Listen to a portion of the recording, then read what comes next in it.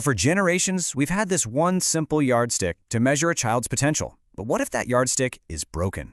Today, we're going to challenge that long-held belief that academic marks are the be-all and end-all of success. And trust me, this matters more now than ever before. Oh, that question. How many marks did you get? We've all heard it, and let's be honest, most of us have probably asked it. For decades, that single question has carried so much weight. Expectations, validation, even a kid's sense of who they are. But in the world we live in today, a world that's changing like crazy, we really have to ask, is that still the right question? So, to really get what we're talking about, let me tell you a story. Meet Karthik. Now, by every traditional measure, this kid was the definition of success. He was the topper in his class, his report card was pretty much flawless, and he got into a fantastic university abroad. He was the poster child for how the system is supposed to work. But then, here's where the story takes a turn. Once he was away from that structured, exam-focused world he was so used to, Karthik started to struggle. He'd panic when a task didn't have crystal-clear instructions. He'd avoid projects that were open-ended. It wasn't that he wasn't smart, he was just completely unprepared for a different kind of challenge. And this really gets us to the heart of the matter. Karthik's perfect scores proved one thing. He knew how to win the academic game. But the real world, it's not a multiple-choice test, is it? His story makes us stop and ask a really tough question. Have we been measuring the right thing all along? So, how do we even get here? Let's dig into why our culture became so obsessed with marks in the first place and what those numbers are and aren't actually telling us. Look, the truth is we cling to marks because, they're comfortable. In a world that feels really complex, a number feels solid. It feels certain.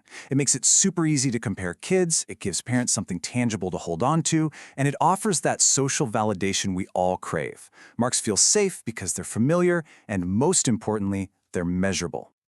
So what do marks actually measure then? Well, they're great at testing a student's memory, their speed and accuracy when they're under pressure, and how well they've mastered a very specific syllabus.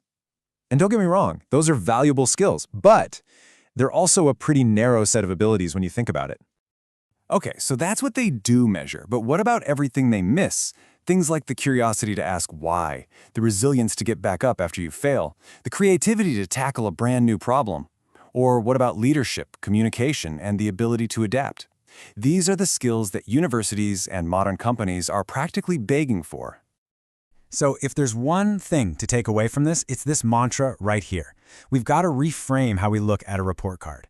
It is not a final judgment. It's not a prophecy about someone's future. The best way to think about it is this. Marks are just data.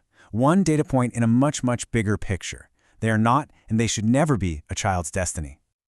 Okay, so if marks aren't the whole story, then what is?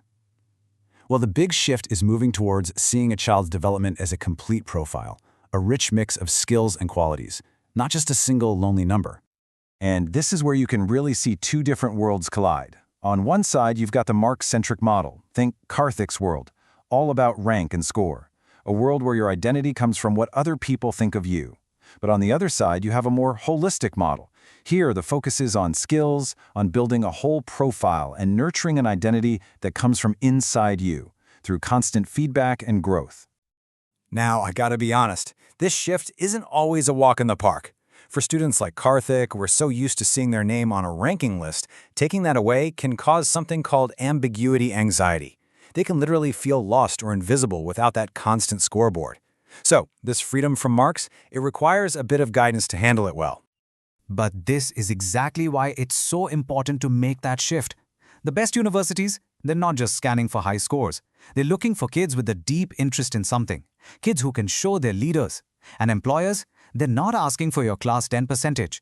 They want to know, can you learn fast? Can you work with a team? Can you adapt when things change? Marks might get you in the door, but it's your profile that gets you a seat at the table. All right, so if we're going to move beyond marks, what do we replace them with?